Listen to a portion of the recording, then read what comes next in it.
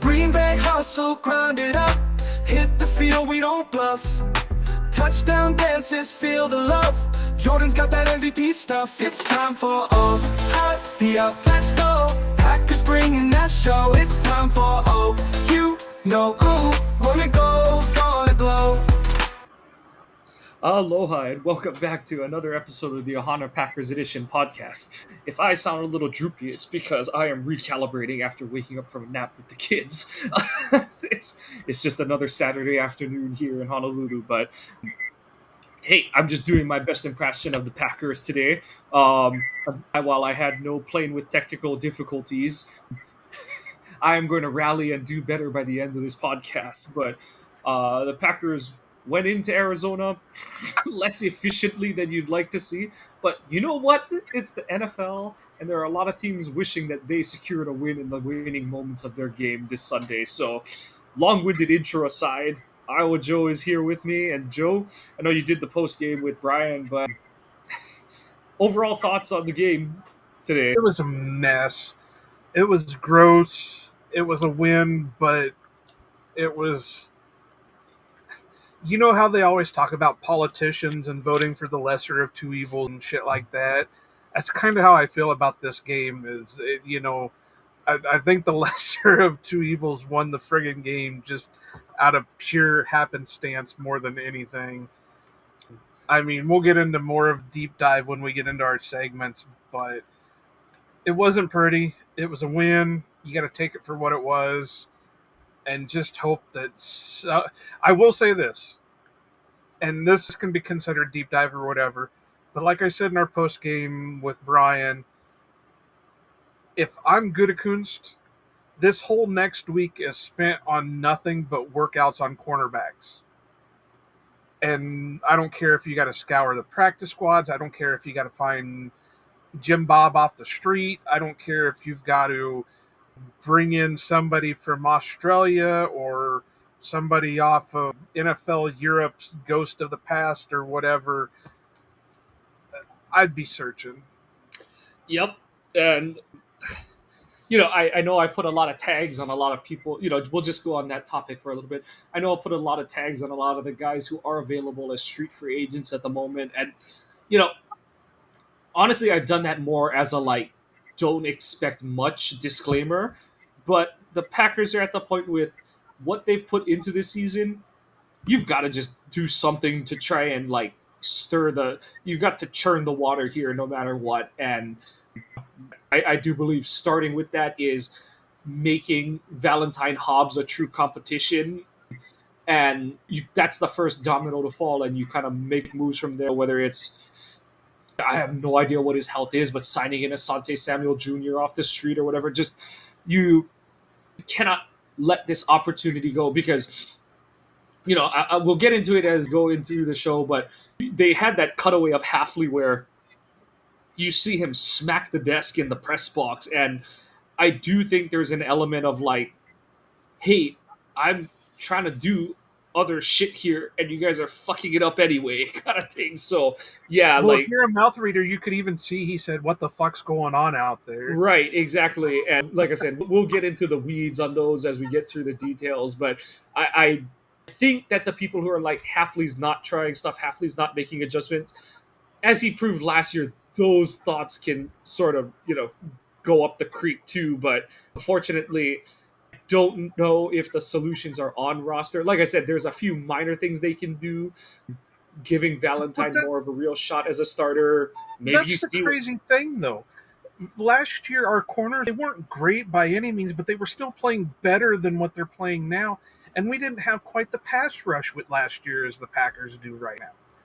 So what changed between last year and this year? The only thing is you got rid of Jair and you brought in Nate Hobbs. Right, and you can't even, people are like, oh, but it's as much as both of you and I were I wouldn't dump Jair yet. It's well, he hasn't played well with the Ravens, and he didn't play for the most part of the second half of last season. So it's okay, so like you said, what has changed? Honestly, nothing really. And a lot of the tweets seen are Hobbs had one job and was to be not worse than Eric Stokes said he kind of has been in a sense. Like I said, we'll get there when we get to stale and moldy segments, but that's the dour that's coming out of this game. That and some of the issues that we've talked about before, but we'll try and move out of the You just want to go ahead and jump in? yeah. Let's save those segments for the those topics for the proper segments. So Here, I'll hit the button again. Fresh cheese. do you want to go first? Well, if I'm going to go first, then I'm going to take the lowest hanging fruit of lowest hanging fruits, and that's got to be Micah Parsons. I said this during the live that this has got to be the best game Micah Parsons has had in the green and gold so far. Hopefully he can do more, but so far this has been his best game. He had 5 QB pressures, 3 sacks, should have had a lot more, but again, they weren't calling a lot of the shit that they were supposed to be calling. And I'm going to say it now. Well, no, I'll save it because this can be a moldy too. But like I said, easily is the MVP of the game. Easily saved the game for the Packers. This is, there was so much strife the last couple of weeks because you hear the casual fan, oh, well, why'd we give up so much for Parsons? And why'd we pay Parsons so much? Because he's not doing anything. This is the game where you can look at those people and tell them to shut the fuck up because this was what we needed out of Micah Parsons. Yep, totally agree with you. And what's it like? The whole thing that we always talk about is, his impact. It was always going to be tangible, but at the same time, it wasn't going to be as cut and dry as a lot of people say. Obviously, we all want him to have the big counting stats and that kind of stuff, but the reality is that one, he instantly becomes enemy number one for any opposing team. That's just how this league works. Two, excuse me, he's getting mauled on so many plays and stuff. Like you said, you had a few more today. And then three,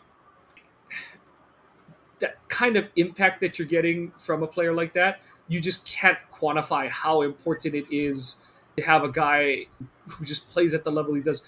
And I saw someone say it, he basically is the kind of impact he's having is like peak Matthews. And I think Parsons is a better player. I know at one point Clay was maybe on the Hall of Fame-ish trajectory pattern, and he was in the Defensive Player of the Year talks and all that kind of stuff.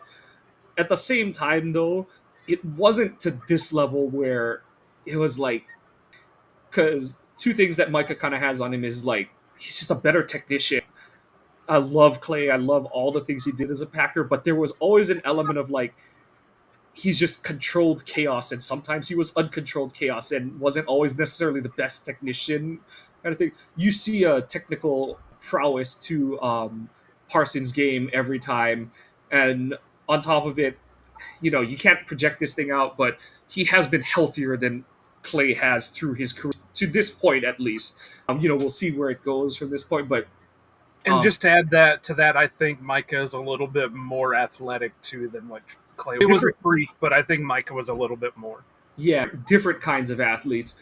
And to the point of, like you said, the best game as a Green Bay Packer, from a production standpoint, arguably his best game ever as a pro, because it was Schneidman I forget it was Schneidman, Demovsky, or Wes Hod who posted, this is his first career 3-sack game. He's had 2.5 on at least one or two other occasions, but this is the first where he actually hit 3 in a game. So, I mean, go figure, for his first multi-sack game as a Packer, he blows through his career high. So, just excellent stuff from Parsons. And to that point, Rashawn had the first forced fumble of the season, pulled the Packers back to on a turnover counter on the year. So, they're dead even in terms of turnover differential.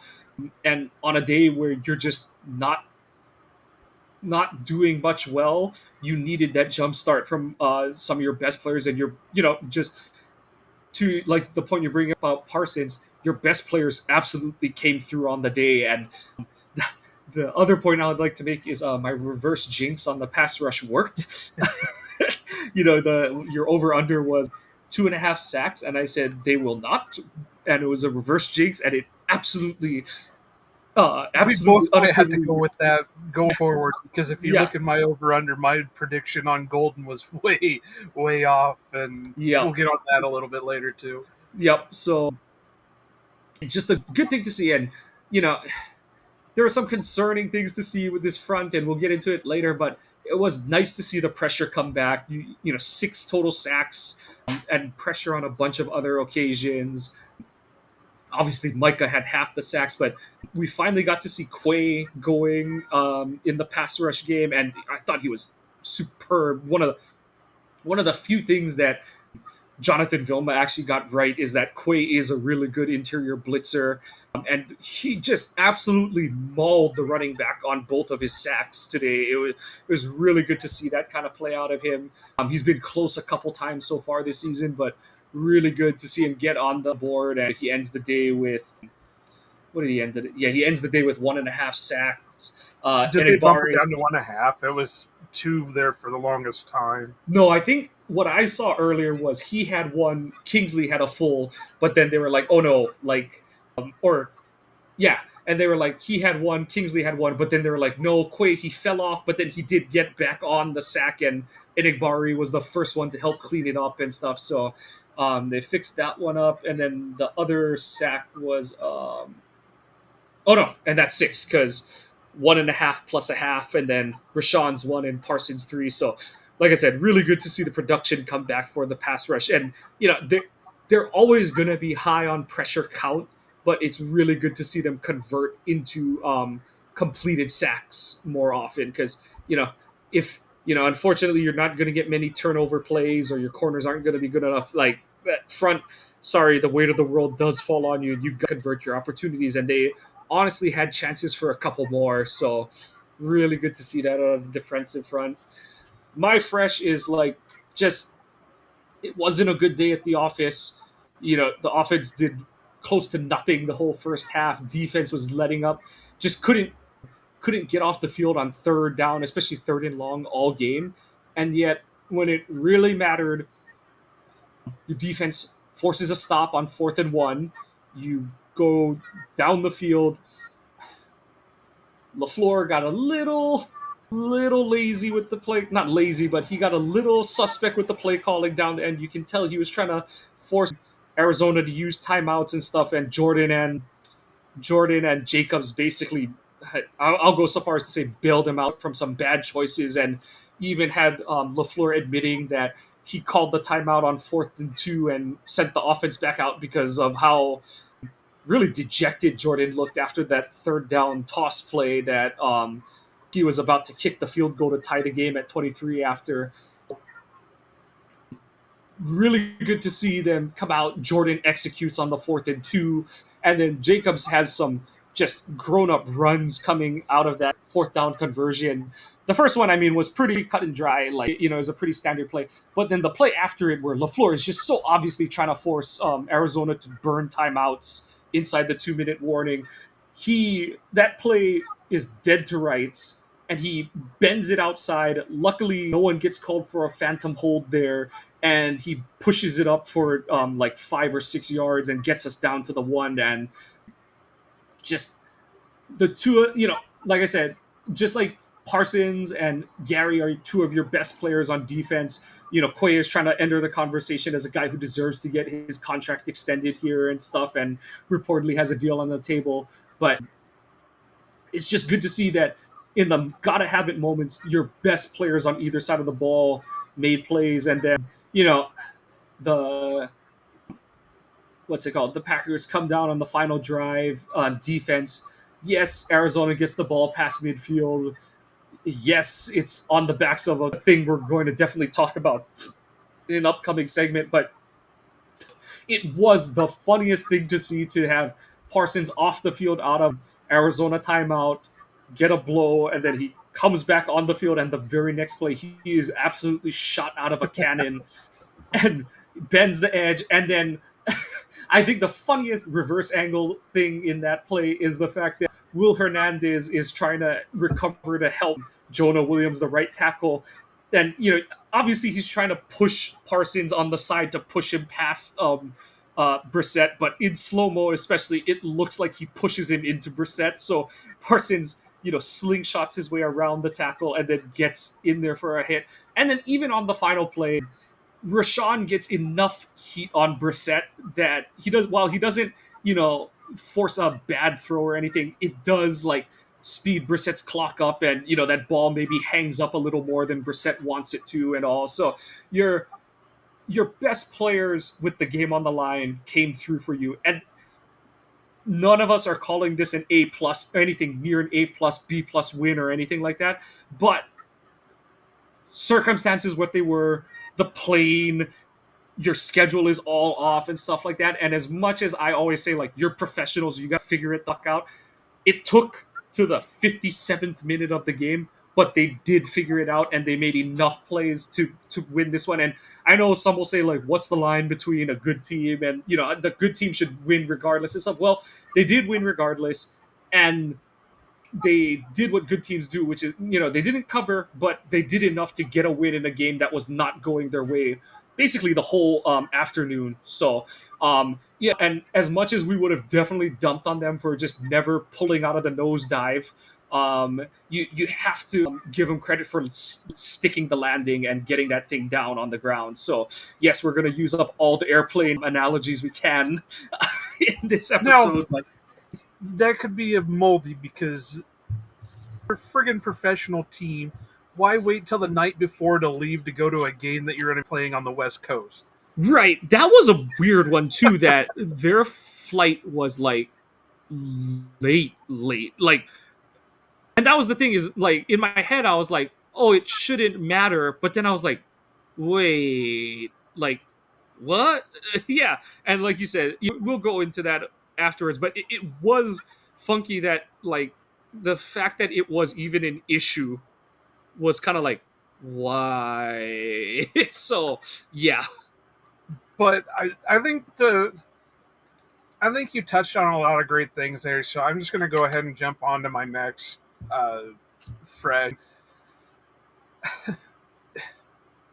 I know I kind of razzed you about this a little bit, but Haverisk, or however you want to, Haversick, that kid came out of nowhere.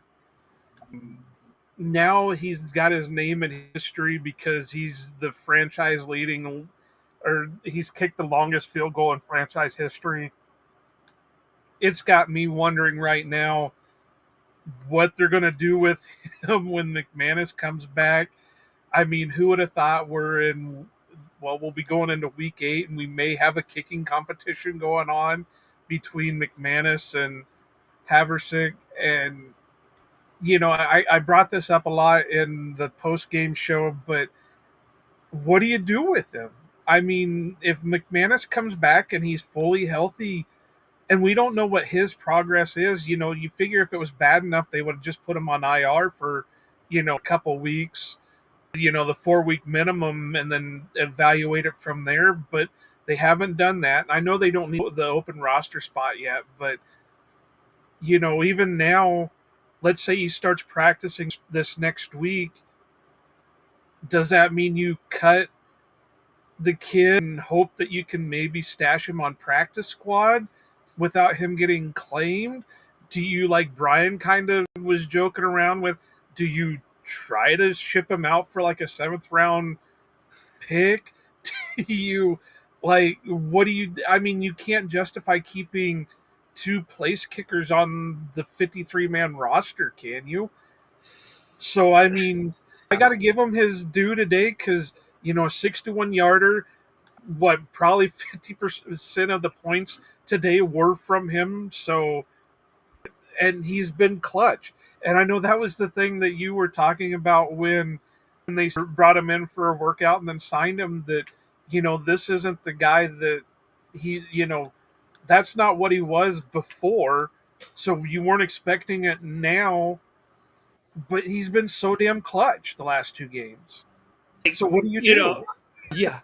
Like, you look at his, like I said, you look at, or don't look at his college stats because he was like a 60 something percent kicker in college, and that was like overall he was consistently a 60 something percent kicker. It wasn't like, he figured it out as a senior and kicked like 70 some high 70s low 80s percent or something.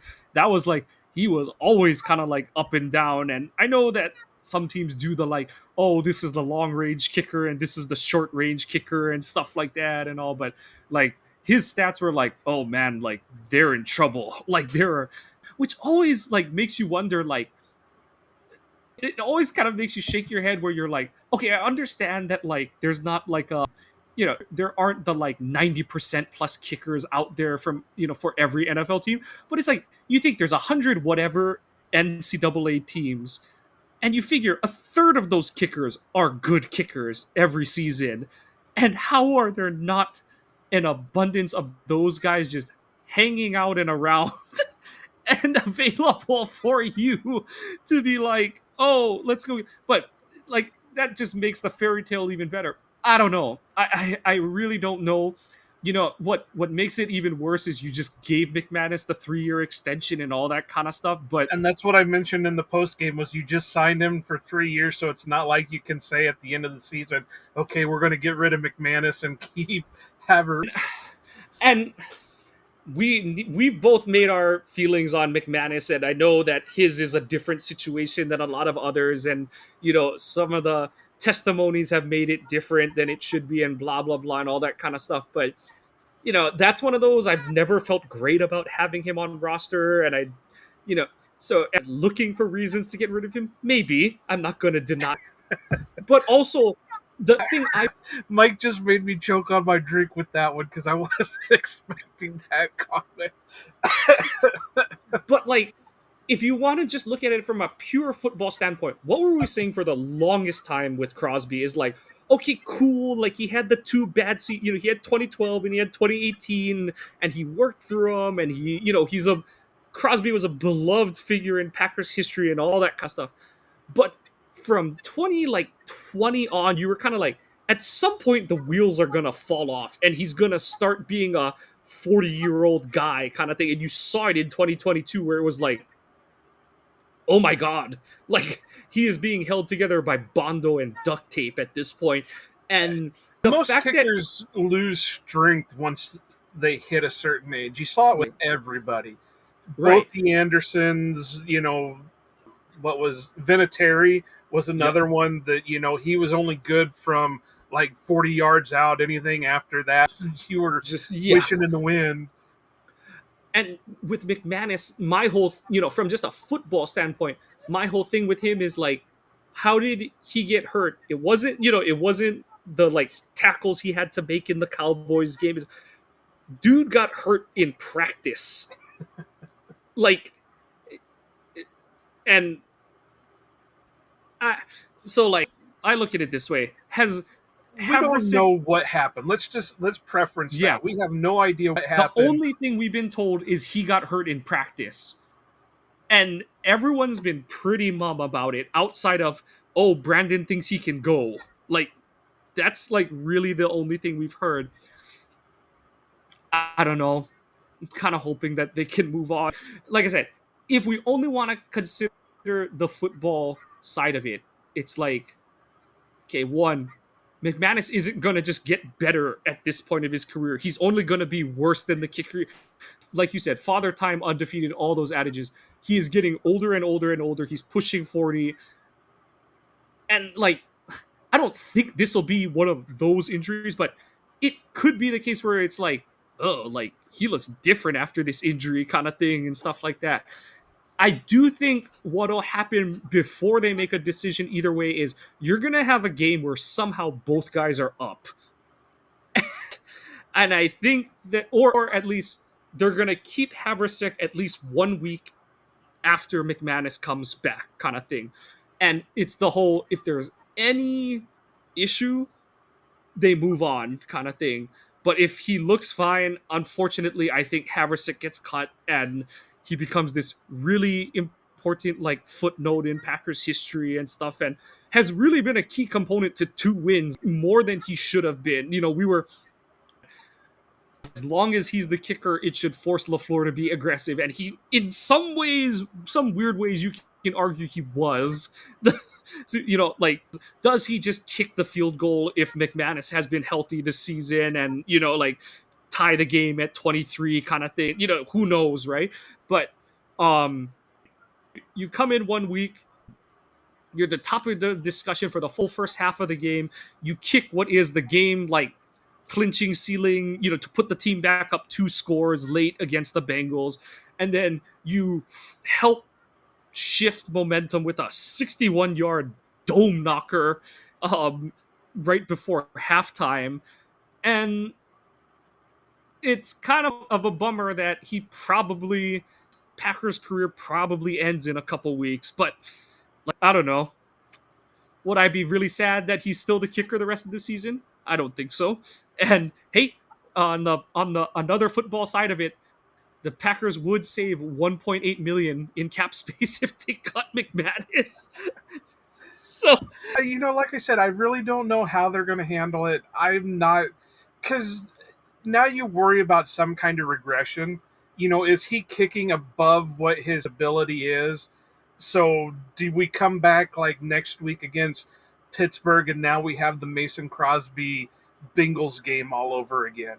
Or, that kind of situation. I don't know. I'm not hoping that on the kid. This has been a really great story.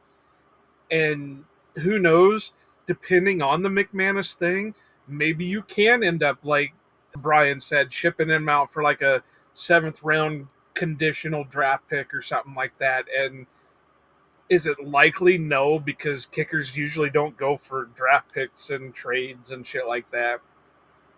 But I don't know. And he's been damn good with kickoffs too. So I got kind of a moldy take for him. It could even, or a stale take for him, but could even end up in a moldy after sitting here thinking about it. But what else you got for? I'm just gonna give a couple more like. Oh, okay. The other one is throws to Tucker. He didn't have the most efficient, 5 receptions on 10 targets, but the 10 targets is a nice change for once. To see Love kind of force feed a guy as much as he's going to in any game scenario. The one And the play 5 that's misses weren't his fault. Most one of them, one of them kind of was the one where the ball Right. goes through it. It's not a perfect throw, but also it's like, come on, Tucker, like you gotta catch that one. Right. That was the only one where it's kind of like, oh no. But otherwise, yeah, like the other 4 were either you weren't gonna do anything with those, or they were just misses by Jordan. So, but he has the big play. He has a couple big plays to get them moving in the middle of the field. None bigger than his 3rd down conversion where he catches the ball after chipping the defensive end, and he gets himself upfield enough to convert for 1st down. And then the touchdown, but obviously none bigger than the 4th down conversion play where he runs just a superb route and Jordan puts it on him right before the sideline. What's it called? Kraft does a good job making sure he gets his feet inbounds, and the Packers go on to score the game-winning touchdown. So absolutely have to highlight Kraft's play there. And then, Dobbs had another solid game. I know, like, I'll always wonder if he ran his post route on the 4th down correctly. I'm always kind of like, should he have kept it more vertical? Should he have, been able to adjust? But to me, that's more on Jordan. You've got to make sure that you got to throw it to the opposite pylon. So from Jordan's point of view, throw it more left than up the field. It's much easier for your receiver to adjust, like, forward as opposed to having to lean back and stuff. But it was a bummer that they couldn't convert on that one, because I do think that would adjust how the game goes from that point. And yeah, like, other than that though, I'm out of freshes. I got to give it to Josh Jacobs for coming in still sick, coming in dealing with a calf injury that they were nursing throughout. That and I know you guys can take this whether it was a joke or whatever, but I really kind of mean it, because when you look at what an MVP is, it's a guy that the team leans on. He's a team leader. He has the stats, he has the ability, but he also is that key component to a team. Josh Jacobs Josh Jacobs is an MVP, if I can get my words out correctly. Uh, is he going to get the award at the end of the year? No, but he would be a guy that deserves it because he's, we've talked about this for the first, so many weeks that he's had to work for every yard that he's gained. He's had to work for every touchdown he's gained. And when he's not going, this offense struggles. And so, yeah, I really got to put him in the fresh, even though stats wise, he really didn't have like a tremendous game. He still put up, what was it, 55 yards with 2 touchdowns. So, it wasn't great, but he also didn't play a ton of snaps. Yeah, he only had 14 touches the whole game, and I kind of jokingly tweeted after he scored the final touchdown that like if Jacobs doesn't touch the ball again, this is his second best efficient game after last week's game in terms of how he's run the ball. It's not his most production by a long shot, but just in terms of how he's looked and legitimately on a bad wheel, he gave you good production. Honestly, if either his calf or the turf is better, he probably has an even bigger game. We'll get to the turf in a later point stuff. Yeah, I agree with you. I was just going to say the calf could be just dehydration because of being sick.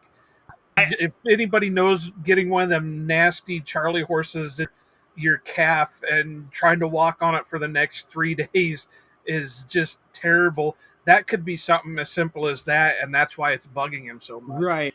I'm definitely allowing a little credence to that with the fact that he did play today, played, well. Like, he didn't look like it was really dogging him at any point of the game and stuff. So I do think that was something that I kind of was like, clinging to as like trying to be half glass full and stuff is maybe it is because, like you said, it definitely would make sense. Any of you who've had the flu, it's definitely a possibility. And you just hope that they're able to literally work it out over this next week because they're going to need him in Pittsburgh. Other than that, I touched on Jacobs in my your stars came through at the end of the game, but you're right. Like, he did give them legitimately everything he had this game, and it was enough to get the win. With that, I'm out of fresh. Like I said, the freshest thing I've got for this game is they got the win, and it's something that we both belly ached over, like the Browns games and the Cowboys games, where it's like there were elements of those games where it's like, and even the Bengals game to an extent, where the last 4 games you played, this has been an inconsistent team. You're getting either one whole phase that's not working, or in the event of this game where it's like all of your phases are all 3 phases have misfired at different points, and it's kind of like, okay, are they going to come together at the end, or is it just going to be one of those where it's like they just can't get their shit together and you blow the game as a result of that? And luckily they all had one last time to throw up on themselves. You had the special teams getting called for a face mask, and then the defense just giving up multiple big plays to give the lead back up and stuff, and then the offense just throwing up all over itself, both down 7 and then down 3 towards the end of the game. So it's like they all got it literally out of their system one last time and made enough plays to secure the win. So like I said, that's the most fresh thing that I can say about it, but otherwise I know we're going to have a bunch for stale and moldy for this week. So unless you got anything else, I'm ready to move on. So, no, we're going to move on. So, I'm going to go ahead and do one that can fit in both fresh and stale. So, I'm going to hit the button and then I'll get into it. What's this stale shit? So, Matthew Golden was doing tremendous. I mean, he was catching everything thrown to him. And so, this is what makes it kind of fresh. He was looking good, making the catches, getting what he could out of what little he was given. And what makes it stale is then he's just gone. And is that because he got a little dinged up? Because I know on one hit that they were looking at him for, like, because I think they got him a little bit out of bounds, and then he was getting looked at for something. But then you didn't see him do anything the rest of the game. So was that, cautionary? Was that Jordan just not looking for him? Was that LaFleur not calling anything for him? And you can't do that with a rookie. You may be able to do that with a guy that's been in the league for a couple of years, but you're wanting to get the best out of this kid right away. You can't just go hot for a minute and then cold for the next 3.5 quarters of a game. And so that's what makes us stale, is just the lack of use of Matthew Gold. Now, again, like I said, I know they were looking at him for a minute. Could it have been just cautionary that you didn't see him the rest of the game, get used, or get plays called toward him? But yeah, I was not happy with that. Yeah, no, we'll put it in stale because the clearest tell is the fact that you get him 3 touches on the opening drive. Not the most efficient, but he gets 20 yards.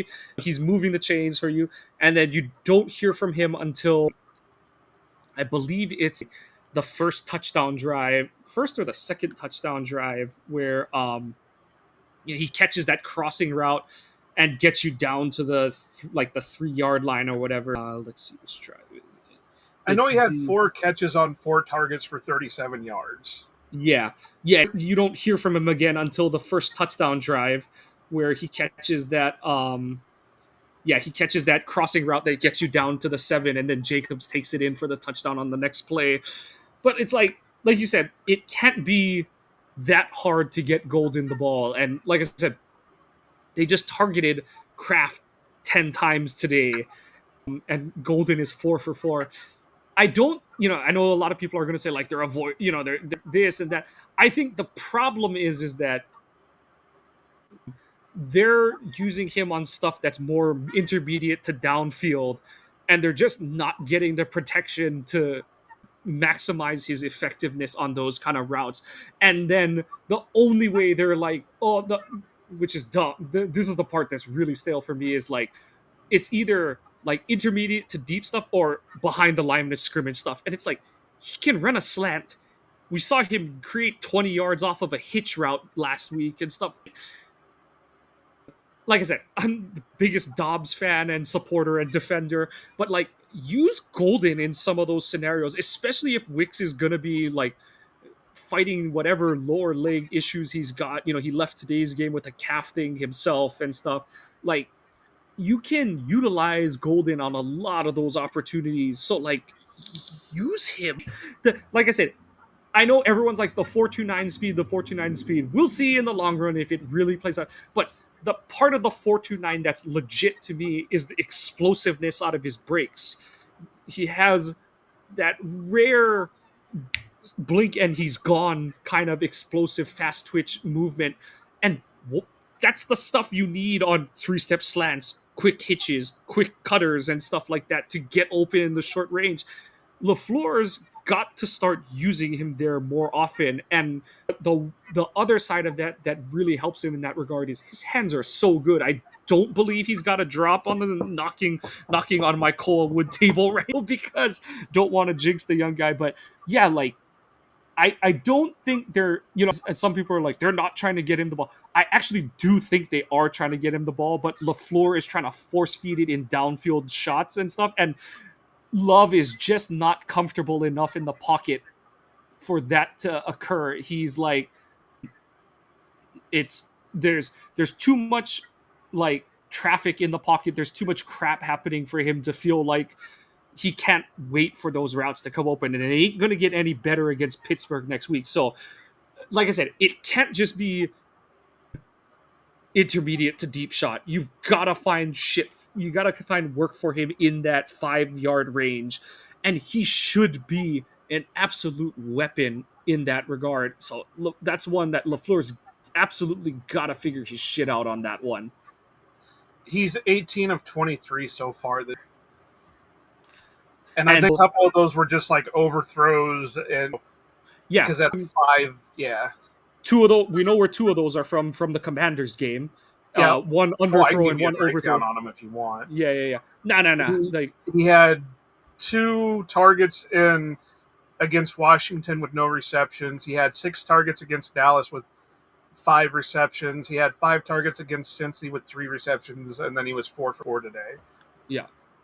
So But I mean, completely agree with you on that, and I understand. My thing is they when Rodgers was there, they loved to do those little touch passes, and they were successful. Why aren't they doing a little bit more with him on that? You know, that's the thing. A lot of people were belly aching over like the jet sweeps and stuff early in the season. And my one concern with that is like LaFleur's done it. If you look at like 2020 and 2021, he like packs them. It's kind of like your points joke where like he's like, I've got to actually hand the jet sweep off like a dozen times for it to matter. But he does them all in the first like 3 to 4 weeks of a season, and Yeah. and then after that, it's like okay, like the guys are just running for cardio at this point, or running to get into a route kind of thing and all. And um, even Hell, with I'd do Golden, Canadian Football League rules with him, where you'd start him back by the like back by the running back, and then just have him run full speed towards the line of scrimmage before you hike the ball, and then he's already got a full head of team going down deep. yeah, I agree. And I was just gonna say that's a route you can use him on because they would do that with Devontae, where he would do the orbit or return motion where he's moving prior to snap, and then he runs that quick out route kind of thing. If you go and look for 2019 through 2021, that was like their go-to fourth down and short conversion play, where it was like get Adams on that quick hitting route, and then he was like uncoverable. So same thing is like Golden can run that for you. So, and I do think this is all part of the process. Is like this is what they do with this is what the Packers do with rookies. Is they have a defined role for you. They want to utilize you, and as the season goes, they're going to expand your role and all that kind of stuff. But I do think, especially with Reed out, Watson still not back, your O line issues, and now Wicks being kind of iffy, you gotta just start giving Golden way more things to do. And I think he's gonna hit more than he doesn't in terms of these plays. So it's like, just start. So you've already established a baseline in terms of what he can give the offense. Now it's the point where it's like you gotta just kind of keep giving him shit and find out how much can he handle at this point. And then you can kind of go the reverse where it's like, okay, maybe it's too much, or you find out shit, the kid is truly golden and can do every kind of thing. So I do think you're at the inflection point of the season where it's like, yeah, like just put it all on his back and give it all to him to figure out and stuff like that. That's where I'm at with the Golden stuff. And no, everyone wants to make it some simple answer, what's wrong, what's not happening and stuff. It's not anywhere near as straightforward and simple as a lot of people want it to be. There's a lot more convoluted layers to it. But to me, it's one where this is an adjustment LaFleur needs to make, and it's partly it's partly Golden driven in terms of how good he's been, and it's partly roster driven in terms of all the injuries and issues you're dealing with. So it's time for LaFleur to, and like you have those comments where it's like, oh, LaFleur's talking to him to make during the week to make him feel better and stuff like that and all and stuff. It's like, just let him run a fucking 3-step hitch. Or 3-step slant. Like that's how you're gonna make it be. And like I said, I know there's reportedly Dobbs has a contract offer on the table, blah blah blah, all that kind of stuff. I still don't think the percentages of him being back are great. I think that's a severely, under, the report was like they had offered him a 13 million a year deal in the offseason, and they kind of Dobbs' side kind of turned it down. I'm assuming they're offering him like 8 to 10. Like there's an offer on the table and stuff, but it's like if you sign it, it's gonna be the number we want you at kind of thing. I just don't think him and Watson can both be back next season. I just don't. I think that's one of the roster crunch points.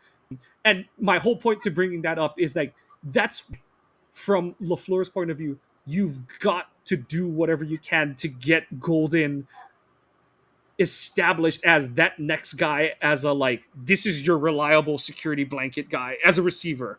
And like, we've seen it a couple times the past couple weeks where like he's kind of looked for Dobbs a little bit more than he should have, and he's kind of, like in situations where it's like that route was never going to be open, and he kind of just trusted Romeo to do something kind of thing. And I love Romeo. He does a lot of good things, but he's not the kind of guy who's just gonna magic wand the play out of thin air kind of thing.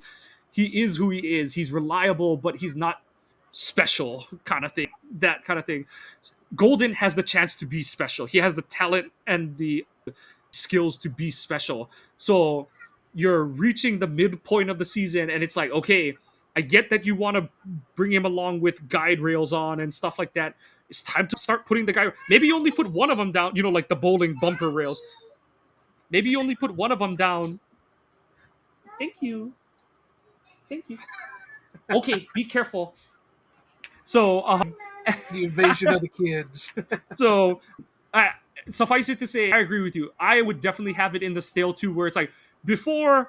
I've always preached that there's a level of patience, even if he had like broken the ground running. It was even if Golden to this point had like an Emeka Ibuka stats with like 400 yards, it was still going to have come in the role that he's playing for the Packers. Like, it would have been like he's going to catch all the digs, he's going to catch some posts, he's going to catch some corner routes. Maybe if he catches those 2 passes against the Redskins, or if he doesn't step out of bounds against the Browns, he's got 3 touchdowns on his ledger and another 200 yards to his name, kind of thing and stuff. But it doesn't change how LaFleur would be using him. You know what I mean? But that's the thing to me is, okay, that's got to change now. Your offense and your team needs it to change, and it's time to figure out where this kid can take you. You're at that point, it's time. It is time. And on top of that, if you believe what Kenny Albert and Jonathan Vilma were saying, he was eating Will Johnson alive. And it's like, okay, well, you've got, they've been talking about how Will Johnson has been amazing so far this year, and you've got your guy eating him alive. Hit him. Get him the ball more often. That's what you want out of somebody, is to be able to beat their number one corner and that. So we've hit home on that enough so far. So what are you going to throw out there for your first stale? My stale is going to be just this O-line play. It was barely good enough today. They've got it so much better this week. It's going to be ugly. Like, we talked ad nauseum about how this is not a special front for the Cardinals. And like I said, there were so many times where Love was either having to move in the pocket way more than he should have, or, part of the problem with him not being able to hit Golden is like he's having to get the ball out way sooner than he wants. And some people are like, oh my God, he threw that one at Kraft's feet, or he did this. And really the only one that was his fault is the one where he muffed the snap coming out of off the kick return. But otherwise, it's like you had so many times where either he didn't have time or he had more time than he thought he did. And he was kind of like, you know what, I got to just take care of the ball, not make a stupid mistake and hit something underneath kind of thing and all. And that just can't be how it is going forward. Walker hasn't been good this season. He's got to be a whole lot better. Tom is battling, but you can tell he's not himself. Like, there were a couple plays today, like last week, where it's like the play got screwed because Zach Tom can't be Zach Tom right now. I think Elton has settled in because they're not just playing musical chairs on both sides of him. And then I do, a lot of people are giving it. I think a lot of people are piggybacking on a guy who's going to come up in the moldy just to get on Goot. I don't think Banks has been nearly as bad as he was early in the season. I think he's settled in some, and he's like, yes, it's not great to be paying him as much money as they're paying him, but if he's giving you league average play at left guard, that's all you need from that spot. You just need a guy who's not going to screw everything up. Like, yes, you want him to grow into the role and, get used to playing next to Elton this season and, become like a ass-kicking left side of the O-line that they can run behind at will and stuff. But I'm just glad that he's been out there for multiple games in a row. That's a big thing. The continuity is absolutely necessary. And then the Jordan Morgan of it all. Like, Calais Campbell handed him his lunch like I expected him to today. And all I can say is, like, Jordan, be ready for immediate interior pressure against the Steelers. Josh, expect guys to be hitting you behind the line of scrimmage, because if Calais Campbell gave him the business, Cam Hayward is going to give him every bit of the business next week in Pittsburgh. And I don't really have a solution because Sean Ryan has been such a negative this season that he hasn't shored up his pass protection. But on top of that, he is not creating movement in the run game to, offset that play enough. Like he's whiffing blocks as a run blocker. So I don't, as much as people are like, well, what do you want? I don't know. Like that's the thing is I don't have an answer. Maybe Kennard. Maybe, but at first I was like, I don't think he's gonna play right guard anytime soon because it is the whole like, okay, they traded for him the weekend before the season, and it's like learn one position before we like really put the book to you kind of thing and stuff.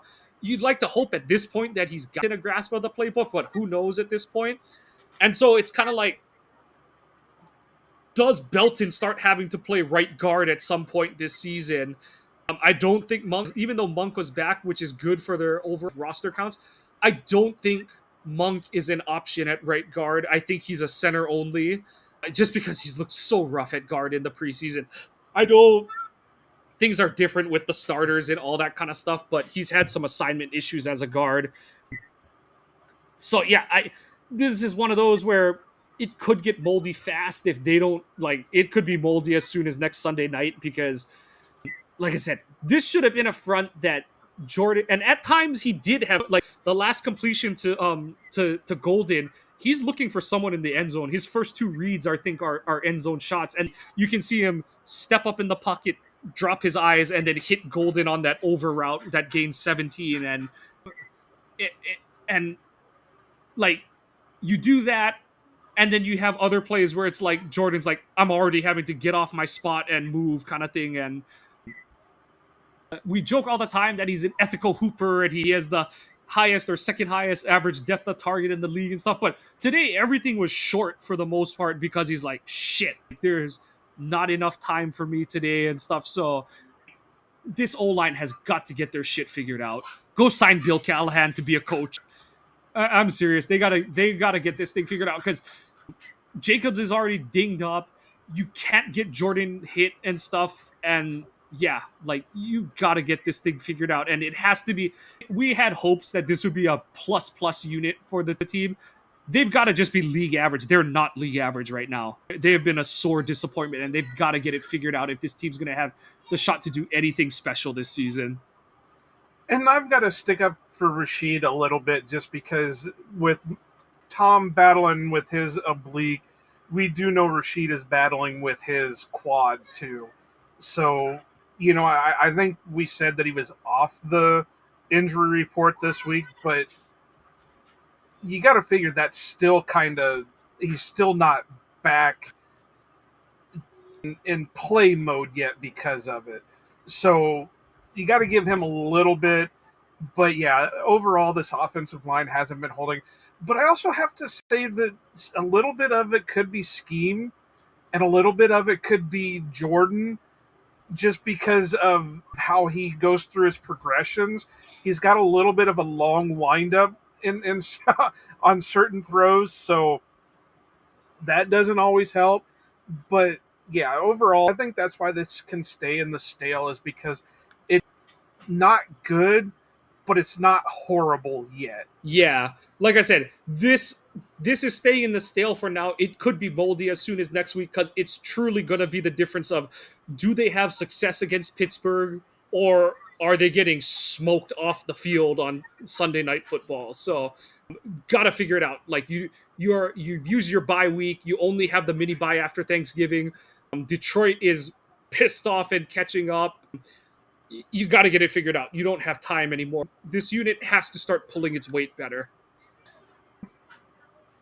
Stale-wise, I think that's pretty much all I've got. The rest of it can pretty much fit in the moldy. Yeah, the only other stale thing that I can come up with is something that I thought up, and I did see Bukowski tweet about it during the game, is that this offense is a little bit too much swing for the fences than I like kind of thing. And I kind of alluded it to this point. I'm going to touch a little bit on that with the moldy, so I think we can drop it with moldy. We'll drop it with the moldy then. Good talk. It's a moldy cheat. So this offense over completely from head coach all the way down to the players has become moldy. We kind of were talking about it on the post game show where for some reason there is some kind of disconnect where the sequencing is even off. So you go back to the one fourth. I can't remember what part of the game it was, but they were at like 3rd and 2, and they hand off the ball and it doesn't go anywhere, and then so they go for it on 4th and 2, and that's the deep throw to Romeo Dobbs that just missed Romeo. Well, why the hell was the deep pass not the 3rd and 2? Why did you do that for 4th and 2? 4th and 2, you're supposed to at least try to get your 2 yards, not a home run. Just sequences like that were driving me mad with things because, or like Brian pointed out, it's kind of the opposite of the Iowa thing where Iowa is run, run, run, pass. They were doing pass, pass, pass, run. And the whole sequencing was off. So it was like, it's something that we've talked about with LaFleur for the longest time where as soon as the offense gets punched in the mouth, he like loses all rhyme and reason for things. He's got to immediately go off script for stuff. And that's where I say that the whole Matthew Golden thing, they stopped scheming plans for Matthew Golden. They wanted to go to, somebody that Jordan was going to be comfortable with, and Kraft or Romeo. You said Wicks went out, so he couldn't target Wicks.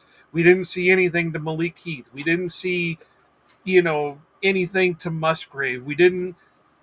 We saw maybe one thing to John Fitzpatrick, and so it just this offense similar to the defense in a way is as soon as they get punched, it's like they give up on things, and Yeah. then it's a rush. And I think Jordan being the quarterback really calms LaFleur down as much as it can because Love just has that attitude that like, all right, give me the next play. I'm gonna try and make it like that. That's what's written on his head. That's sort of that's been my joke for this week. This coming week is like I don't know if we're gonna be able to do it, but I really hope we get to put that pouty face on Rodgers' face. We get to give Rodgers that pouty face that I absolutely hated for his whole career in Green Bay. Jordan makes more mistakes. He makes more mind-breaking mistakes than Rodgers ever did. But there is something to where he just gives you that same monotone look no matter what. He could be getting his ass absolutely broken by a defense. And yes, I'm not going to correct myself from saying that. But he could be getting pummeled for a whole game. And he's going to go back to the huddle and just be like, all right, guys, here's the play. I know he's more boisterous and more like you can get a better rise on it. But that's how it's presented to you on like, the broad. It's like from here to here, his expression doesn't change very much in the midst of the game. Did you see on that one play where he was trying to get Musgrave and Golden to switch? He was heated. He went over there yelling at them to move. You couldn't hear him, but you could literally see his body motions in that. Whoa. And you know what? And I love to see that, pun intended and not intended. Those are the things that you want to see from him as he's like, we want him, we're saying, Packers fans are saying he is ascending, he's taking his game to the next level, all that kind of stuff. Those are the kind of moments that he's got to have. And obviously, I don't want him being like that all the time, but you need someone, especially with how young this team is. I know he's relatively young as a starting quarterback, especially when you count his years as a starter. He's young as well, but it's that whole, it's that scene from The Replacements where they get the penalties because they're all fighting in the huddle, and then Shane Falco has to go back in, and he's like, I'm the quarterback. I'm the only one who talks in the huddle. Like, all of you need to shut up and listen to me kind of thing. And, each guy is going to do it their own way and stuff, but I am glad that we're seeing, like I said, he can't be that guy every play, but when someone has to be the adult in the room, I do like seeing that Jordan is like, okay, like it's my, like whether he's comfortable or not being that guy, I appreciate that he has the presence to be like, it's me. It's the whole like, who's supposed, it's not like who should do something. I appreciate that he's reached the point where he's like, oh yeah, that's my job. it is part of what he's getting paid to do, is to be the adult in the room and stuff. I Um, would pay anything right now for him to have been mic'd up at that moment because I just and, would love to have heard what he was yelling at those guys because and he was not happy. that one lineman, probably Elton, after last week's mic'd up, goes, "Damn, Pookie," but but That was crazy, but yeah, so I don't know what more we can throw in on this one, but yeah, it's I think the reason why now it's getting into the moldy is because we're getting it week in and week out and nothing is changing. and my point that I had in the stale that'll piggyback off of this, like you said, where it's like, what is it, a sequencing thing? Is it LaFleur like throwing his hands in the air when his initial stuff doesn't work, kind of thing, Like, I I had a little bit of worry of this early in the season where everything is over 10 yards depth of target, all that kind of, everyone's showing the spray chart and it's ethical footballing and stuff. It's great, but I also had like bad memories of how 2011 went off the rails, where it's like, cool, like the big plays are awesome and it's great when you're hitting them, but like when those get inevitably taken away at some point, do you have the adjustments available? And it's great to see them run four verts and get, basketball on grass and get all five skill position players out on a route and stuff. But like I said, the one that came to my head, and Bukowski tweeted it too, is it's like, it's a little disconcerting that Love's options on some of these routes are like drop back, try to find someone 12 yards or more down the field, and then it's like, do I run or do I throw it over someone's head out of bounds, kind of thing. And that isn't a good thing to see out of this offense. And like I said, the I made the joke on Twitter that their check down routes are the guys chipping defensive ends. Like, one of the check down routes he had was Kraft after he chipped the end, and that was the big 3rd and 7 conversion and stuff. But I don't like that. Obviously everyone's fine with it when it works and stuff, but I don't like that. You had the one 3rd down play where Love gets pushed out of the pocket to his right and he ends up having to throw the ball away, but where you have all 5 guys in the route, but only 3 of them are running a real pass play, and the other 2 guys are setting up for that dumb tight end lead blocked for the running back thing. And it's like, well, that's cool when a drive is rolling and you call it on like 2nd down around midfield, but when it's a 3rd down situation, I hate taking 2 of your guys off the board, because Jordan's not throwing that if 2 guys are sitting on that route. And that's what happened there. Is he's like, looks over there and he's like, shit, like I don't have a numbers situation there, so I can't throw that route. And then it's like, nobody's getting open because they're all running away from me and I'm getting pushed. Everyone's running to the left and I'm getting pushed to my right. And it's like, well, there's got to be a little, there's not going to be a perfect play for every situation and all that kind of stuff. But Jordan has always showed a willingness to come off deep routes, come to check downs. He's getting better at doing it more quickly. But I mean, part of the play he got the shit lit up out of him is because there's no check down route. And he's like, well, I guess I got to run this thing. And for everyone out there who was getting on him for not making the team first play and not sacrificing his body, do you still feel that way after today when Buda Baker lit him up like a Christmas tree? Like, and almost did again.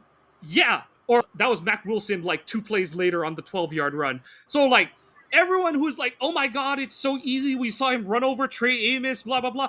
No, Trey Amos didn't know he was coming on that play. The 2nd down play last week, the one against the Browns that everyone's like, oh my God, he's done this again. There's 2 linebackers staring him dead in the face that are ready to light his ass, that are like, he's a runner, we're going to put the hurt on him, kind of thing. Same thing for that 2nd down play late in the Bengals game. Those 4 defenders are all staring him right in the face. And Jordan, you can say, like I said, the only correction I would have made is he should have dove, because you get the yards on. The rule book does say they're supposed to take it back to where the dive starts, but they almost never call it that way. They almost always reward you for the full dive kind of thing and stuff. Like, that was my only critique of that one. But for everyone was like, oh, he doesn't want it enough. He doesn't care enough. Like, oh, you need... Dude, like, he almost got knocked the fuck out just to, like, and I don't think he meant to prove it to anyone, but it's like, just for all of you who are like, it's so easy, it's so crystal clear. No, like, if he slides, like, he's making the smart play, like, he's not doing it on fourth down short of the sticks or anything like that. Like, that one in my head, I was just like, do you see it? Like, do you ding dong see it? Like, do you like seeing your $50 million quarterback get his ass lit up? Like, no. So put that one on the wall. Everyone just needs to shut up in terms of where Jordan decides to slide and call a play dead to rights. So yeah, but I agree with you. Like, you can tell there's, like you said, both our points tie into this offense is just muddied off in the water enough to where you're like, it's not killing them yet, but it can't continue to be a problem as soon as this week, or it can't be a thing that's popping up a whole game a month from now. Like I said, we're at the point where they're still in that second quarter of the season where it's like, you just gotta get wins. You just gotta, like we both said, this is a part of the season where in 2023 and 2024, the season has kind of gotten away from them early, where it's like division chances have gone out the window because you start off, 2-1 or whatever, but then you don't win another game for like 2 months, kind of thing. Or last year, it's like you start off 4-2, but then you're like 500 in the next couple weeks and stuff. It's like I'm at least happy that the youngest team in the NFL, when the deck is against them, is like, we don't have it today, but you know what? We're gonna dig deep and we're gonna figure this shit out and win a game at least, kind of thing. So that's something they weren't doing the previous years. But this is definitely in the moldy where it's like, come on, LaFleur, you see exactly what's happening out there. You know your O-line isn't playing very well. You got to fix that. But don't handicap your quarterback with routes that are going to get him dead, kind of thing. So I agree with you. What else you got in Moldy? Well, I'm just going to tack on this one last thing because this is where my conspiracy theory is starting to make a little bit more sense, where the floor only thinks you can score so many points in a season. Week 1, 27 points. Week 2, 27 points. Week 3, 10 points. 20 points. Bengals, 27 points. Cardinals, 27 points. It's like he only thinks he has enough points to last him through the season that he can't. So it's got to be this Dallas game has really pissed him off because he scored more points than he wanted to score in a game. So The fact yes. that their 4 wins are all when they score 27 points. One of the stupid funny stats of the NFL season for the Pack. It is one of those you just kind of shake your head and be like, well, I guess they hope they win. They score 27 points like 15 more times this season, but I know it's like, what the hell? Like, can you make it a little more comfortable? Honestly, that should go in the moldy part too. So I have two more that I can, well, technically Yay. three more that I can think of. I'm going to let you have a choice. I can either go with one that we've been ragging on for several weeks, one that is more of a serious one that we've been ragging on for a couple weeks, or I can go with the goofy one. Go with the serious one. Okay, so the serious one that we've been kind of ragging on the last couple weeks has been the secondary. It's been consistent. You mentioned it earlier that even Hafley was getting pissed off with his team out there.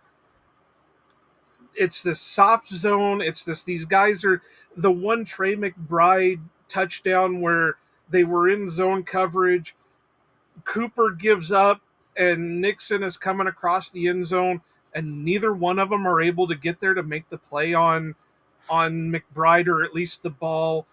Evan Williams struggled with his one pass interference because, quote unquote, he didn't look back at the ball.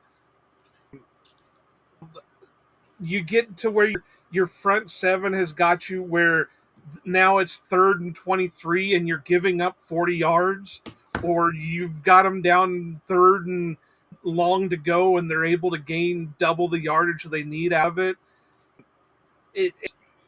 This is where, like we talked about before, like we've talked about all season, I've talked about it in the post game. I understand getting rid of Jair because of money because of injuries, because of not being able to see the field. He's not doing great in Baltimore, whatever. But you did nothing to replace that spot. You hoped your big signing and Nate Hobbs was going to do something. You hoped that Keyshawn Nixon was going to step up. You hoped Carrington Valentine was going to do something. Then what? Micah Robinson, you took in the 7th round. You can't blame much on him because he's a kid, not really experienced. You didn't keep Kalen King. That was on you, whatever. Corey Ballantyne's not the answer. You can maybe do a vet deal on Asante Samuel Jr. just to see what he's got, but at this point in the season, nobody's even put him on the practice squad, so you've got to question what he's actually got to give. And you did nothing to help with a spot that you knew was going to be weak going into the season. So it is definitely not stale anymore. It is definitely moldy. The secondary, I don't know if you can blame the safeties as much because they're playing their hearts out, but you got to do something. Do you play Bullard as a corner? Do you play Evan Williams as a corner and hope that they can do better than what's been going on? I don't know. Who was it that put this out a couple weeks ago? Was it Philippe? That, they had plus grading when they're in. This is all in limited view, but they had like plus grading when it comes to press man corner, but they had major negative grading when it comes to soft zone corner or soft zone coverage. Do you try to go with your man coverage and see if that does any better for you? I don't know. You saw it. You mentioned it. I saw it. I talked about it.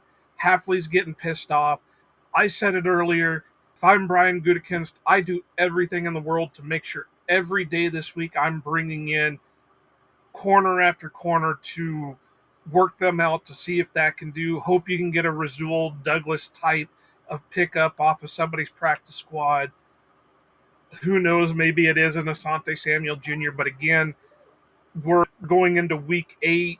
Nobody's even bothered to put him on a practice squad, so you got to wonder if he's even healthy or able to come out and play. So, yeah, that's a moldy. Yeah, I mean, it's been a disaster for Hobbs. He looked okay coming back against the Commanders, wasn't really targeted much against Cleveland, and then from that Dallas game on, it's been bad for him. And like, he gets back shouldered really bad against Marvin Harrison Jr. Like he wasn't even there on that play. That was the one that they cut to Halfley just smashing the table in the press box because he's like, okay, like I'm sure in some regards it's those corners in the room that are like, Coach, let us play some more man. And it's like he calls tighter man coverage and they forget how to find the ball in the air kind of thing and stuff. And then, the 40-yard reception before halftime, it's partly on Halfley because I don't like that play call there. I don't like that you're in a 3rd and long and you're calling cover 2 where it's like you're inviting a deep shot against you. But also, there is no reason for Keyshawn Nixon to be dropping that route up the sideline as easily as he does. That's just piss poor situational awareness, not understanding what's happening behind you, not understanding game situation. It's like, dude, you've got to carry that route. And then on the other end of it, it's like, that's the second time in 3 games that Evan Williams has been too unathletic to get over the top of a deep shot. And that's the one part that I can pick on the safeties is it's like, I think overall he's been okay. And X has obviously been pretty good, but it's like, that's a couple times this season where we've seen Evan Williams be unable to get over the top of a deep route from cover 2 shell. And I know there was a route hold middle of the field, but that throw is not on a line. It's kind of a slight floater into that hole, and he just can't get there. And it's not even a matter of like the Dallas one where he kind of can't pick if he wants to catch it or hit the guy. It's like he can't get there and he's jumping with one hand to be like, oh my God, maybe I'll just get it kind of thing. But also, Keyshawn should not be standing there looking at him try and make that. Like I said, it's not quitting on the play like the one in Dallas where he just doesn't follow the receiver when he's clearly in man, but it's again complete lack of football IQ where it's like a 2 yard swing route cannot hurt you.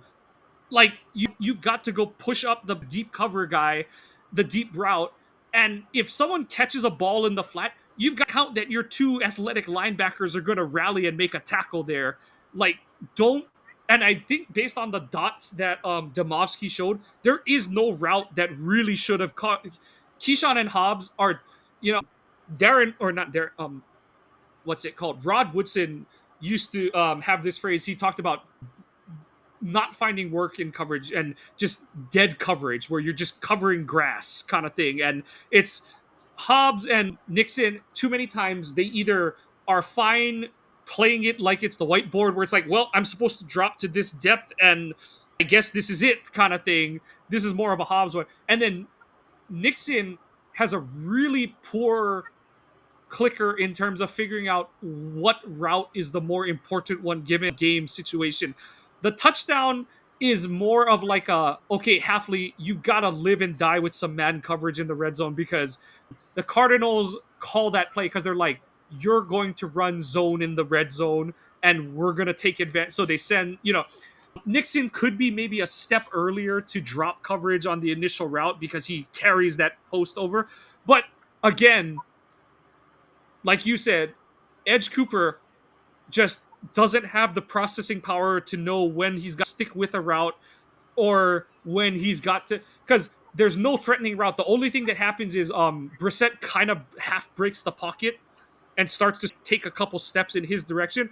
But it's like, no, you've got to carry, like, there's two guy, definitely one guy, maybe two on the whiteboard who are like, do not lose these two guys. And twice in the red zone, the Packers are like, Trey McBride, that's okay. Someone will get him kind of thing. It's like, no, like, if anything, someone else should be getting open because two guys are like, oh my God, Trey McBride. Like, I can live with that outcome more than the Trey McBride is wide fucking open with no resistance in the red zone twice.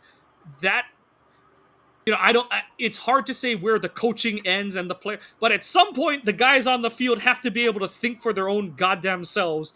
And there were too many times in this game where they just totally didn't have it. And like you said, in terms of answers on roster, I don't know what you do.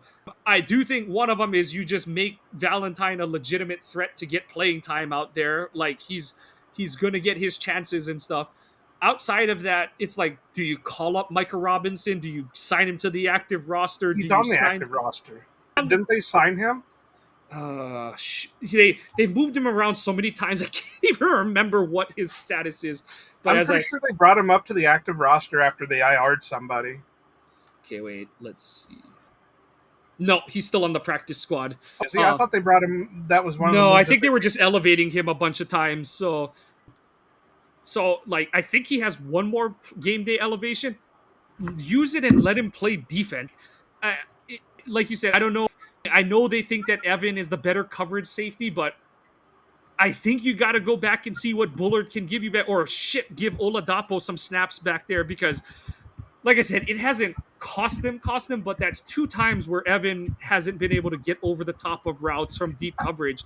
And as great as he is, McKinney cannot play both sides of the field at the same time. Like, that's just humanly impossible. What else? And then, yeah, like, to all the people who said, like, Halfley's taking too long, and even I said, like, I think he's taking maybe a step too long to adjust. Today proved, like, he's thrown the kitchen sink and the kitchen sink has bounced off and broken on the floor. Like, it's not happening. And then it's a roster construction thing. Not that he's great or really setting the world on fire, but they had two shots at Trey Amos.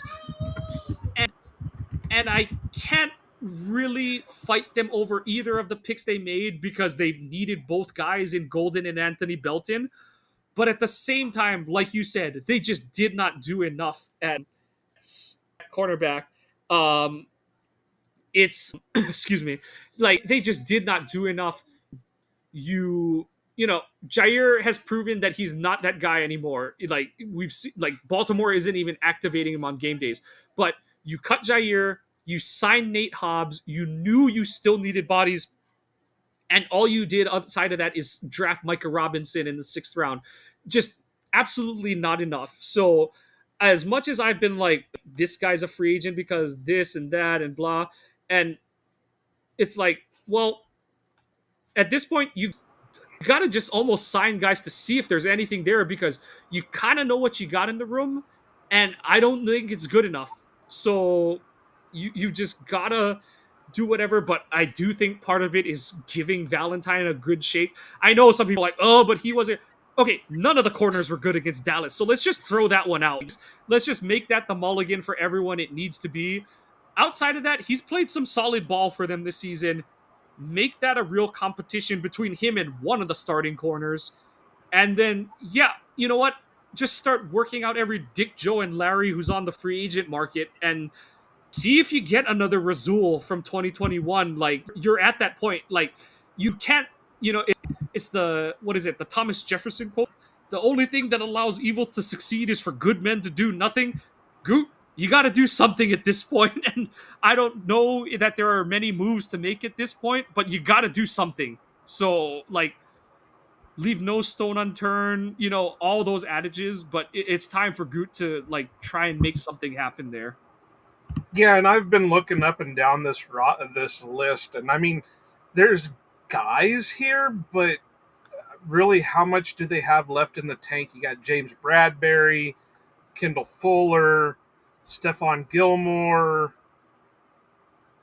Corey Ballantyne's still out there, Jordan Poyer.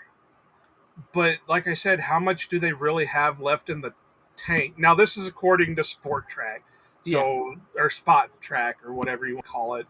So, I mean, these could be wrong, but I'd be bringing Gilmore in for a workout right now. Like, he played in a much more, like, he was good for the Vikings last season, and like you said, you're never going to find out unless you try, kind of thing. And the worst thing you can do at this point is not try, because you can't have this continue to be a festering issue for this team that has the aspirations it does in a league where no one is excellent. Like, nobody is excellent. I know everyone's like, oh, the Chiefs are bouncing back, but who have they really played over the past few weeks? I know they beat the Lions, but that's at home, and they are still in the territory of, if the vibes get shaken up one more time, do they fight through it again? Like, they're in that territory.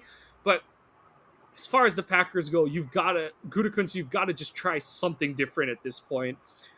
So what do you got? Do you got any more moldies? My other moldy is just the special teams. Like, Haversick has saved them from being like disaster kind of thing, but it's like just the penalties. I mean, just the poorly timed penalties. And I get that special teams penalties are going to happen, but it just always seems like you get the dumb holding call on a return, or you get the face mask after, like, and that's the thing, is it's like, it's not like you even stopped them for, like, you didn't even like do a good job like keeping them on their side of the field. You gave up like a 40-yard return, and then on top of it you gift them 15 yards of penalty yardage. So it's like you said, it's in that, like, it's a problem, it's still a big problem. So I'm just going to continue to harp on it. I'll let you take the driver's seat. I know you said you had a couple more. What were your other two? The other, like, one we've been harping on, and the other fun one. All right, so the one that we've been harping is the officiating. I said this throughout the game that it's awful on socials. It's awful funny that Micah Parsons comes out and they're not really press conferences, but they're the media availability things where he criticized the officiating about the different no calls and not even just on him. He just was talking about it on defense in general, where they'll call offsides on defense, but they won't do it on offense. They won't call this on offense, but they do on defense and stuff like that. And then all of a sudden, the Packers go and start getting these weird ass calls all damn game. And this is just a couple of days after he made those comments. And yeah, there were a couple of them that were I can understand the hip drop penalty on Micah because that's been a point of emphasis for them. There was the offsides. Yeah, that was obvious because you watched him jump off sides. There was what's the other one that was really obvious that um, I don't know. There was another one that was really obvious, but then you had the Evan Williams OPI. That was kind of a ticky tacky OPI. You had a couple of holding penalties that were kind of ticky tacky over uh, holding penalties. You had still a ton of no call holding penalties on the Packers front seven. It's kind of I looked this up on the post game. It was like the Packers had were what was it? Let me look here just a second. For penalties, Cardinals were called 6 penalties for 55 yards. The Packers were 10 penalties for 94 yards. That's a little bit slanted in my mind, especially when there were penalties that should have been called against the Cardinals that weren't called. So this is continuously being. There were a couple of them that Micah should have had a 5-sack game easily. There's one that comes to mind where Micah breaks free and the right tackle grabs him by the hand and he can't go anywhere. You can literally see on the game film, he's got his one hand free trying to grab Brissett, but he can't use the other one because the offensive lineman grabbed his other hand. And it was right in front of referees. So this is probably going to stay in the moldy for a very long time. Nothing's ever going to be done about it unless a miracle happens. And this is where you kind of wish you could have a situation like the longest yard where you start targeting referees with fastballs and maybe they'll change their mind on things. But yeah, so that's one of them. I don't know if you want to make comments on that or not. No, yeah, like the one that did it for me is when the play that Quay got I'm pretty sure he got a stinger on, but like he's getting crunched in the middle of the pile because why? Because he's getting bear hugged by the running back. So it's like you guys have got to be better than that and stuff. And then my only issue with the hip drop, I understand that you're trying to eliminate certain injury potential and stuff like that. The part I do not understand with that is so like for me the hip drop tackle falls in the same bucket as like the what is it called? What's the one? What do they call it when the shoulder pad pull one? The Horse collar. horse collar. So it's like those are basically the same play like, in terms of why it's dangerous and stuff. It's really dumb to me that you can horse collar the quarterback in the pocket, but the hip drop tackle is illegal on quarterbacks. Because to me, the reason those two plays come up, well, okay, I guess the one reason that the horse collar comes up is like you're running by the quarterback, you just happen to reach out and grab the guy's shoulder pads. But the reason that the bigger reason those two things happen in the pocket is because quarterbacks try to not get sacked. And it's like I don't think defenders should be penalized because quarterbacks want to be, it's the Shiba Inu meme with the a big, strong, burly Shiba Inu. Like they try to do that, but then like when anything out of the ordinary happens, it's the like sad Shiba that's like, oh no, like where my flag kind of thing and stuff. And I do think that's a dumb double standard because it's like it's kind of like my whole thing with intentional grounding. It's like, okay, cool, you don't want to get hit, just take a knee. There's a simple solution to that. You don't want it, just take a knee. It's fine. We can all be The adults. Favre collapse giving Strahan the Yeah, sack record. Just do that. yeah, seriously. So just do that. But I agree, it's a problem. And then But my big thing with it is also with the hip drop. I mean, like I said, I know that's a point of emphasis, so that whatever it is, he wasn't intentionally going for a hip drop, but he yeah, got hit in the back by one of the offensive linemen. right. So, but beyond that, then you watch the rest of the game, and the Cardinals' defensive players were tackling our playmakers by wrapping their arms around their neck. Come on, that's like not a safe way of tackling somebody. So it's whatever. I don't know. Like I said, nothing's ever going to happen unless a miracle pops up or somehow I do get a lamp with a genie that's going to give me 3 wishes or whatever. But I don't know. My last one is kind of a goofy one, but in a way it kind of makes sense. And that's, even though I just put him in the fresh take, it's Haversick, because his success is pretty much guaranteed. Rich Bisaccia is probably going to stay around for another year. And by that, I mean, like Mike and I were talking about earlier, this Haversick has not been this type of kicker before, but now he's come in and has been doing above what he has in his past.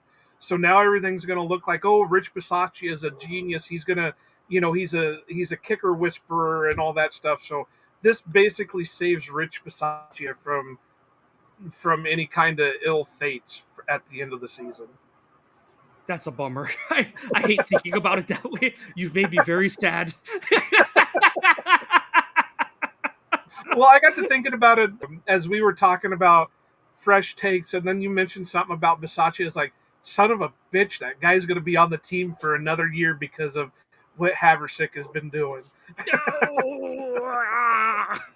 It's the Jesse from, what's it called? From Breaking Bad. Can't get it. Keep getting away with this. Oh no. Yeah, but that's about all I got. I mean, we could go on forever on goods and bads and nitpicking and all that stuff. But in the end, it was a win. It wasn't a great win. It was just a win. And Matt LaFleur needs somebody to poke him with a cattle prod and say, you can actually score more than 27 points in a game and not risk anything. At the end of the day, it again comes down to they're getting wins, and I'm okay with that. But we can't be having these same talking points every single week. Like, there has to be an inflection point where they've got to start getting better, and you need to see improvement from these guys up and down the roster. So it's just got to happen. Like, it's just absolutely got to happen where they've got to start playing better football. And I do think they can. And yes, I know they have problems at corner and there's issues and all that stuff, but there's better play to be had out there, and they've got to start doing it. Like that's the key for me, is like they can do it. Like, we've seen these guys come out guns blazing, and it's time for them to flip that switch and like make it happen and stuff. And there's some underlying issues that are the same thing over and over, but overall I do think that it's the whole leaky wall thing, where they're fixing one thing, they're shoring up certain things, and other things are kind of like coming out as bigger issues. So like, if we can just get some improvement across the board kind of thing, I think we'll see a cleaner game from the team. So like, that's what I'm crossing my fingers for. But yeah, other than that, I think we're good. Kids are destroying things over there, so we better get out of here. Yeah. But as our usual, please check out the website, ohanapackers.org. You can link directly to the shop there. Support us on the website, please. Nobody can see this. I showed it off during the post game, but I got in my Soul Stealer design t-shirt. Excellent work. So check that out there. Support us, please. Articles are going up. All the episodes of both shows are on the website, so please check us out there.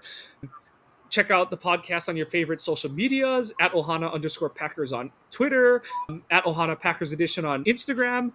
Please follow us on those and on Facebook. We're trying to hit that 100 follower media, or 100 subscriber minimum on Facebook, so that we can live stream our shows there when we do the live streams. Programming note, Joe and I will be doing, our weekly show will be the live stream show after the Sunday night game next week. So you will see the two of us and not Brian next week. Please give the podcast of us. Please follow the podcast on your favorite podcasting app. Give us a like and a subscribe. And, we're going over a lot of our talking points, a lot of our thoughts, but if you have any that are slightly different, or if you're in agreement with us, please send them our way, and we'll be sure to make those points on the show. Packers move to 4-1-1. They make sure that they will definitely be at the head of the NFC North for another week. And they set up a big game on Sunday Night Football next week that we'll go into more detail with our opponent preview show. But they face off against the Pittsburgh Steelers and Aaron Rodgers. So big game, big test on the road for the Packers, trying to get over 500 as a road team and stay atop the NFC North and NFC Conference standings. So for that, for Iowa Joe, I might go Pack Go and aloha. Green Bay hustle, grind it up. Hit the field, we don't bluff. Touchdown dances, feel the love. Jordan's got that MVP stuff. It's time for the up. Let's go. Packers bringing that show. It's time for you know who. Wanna go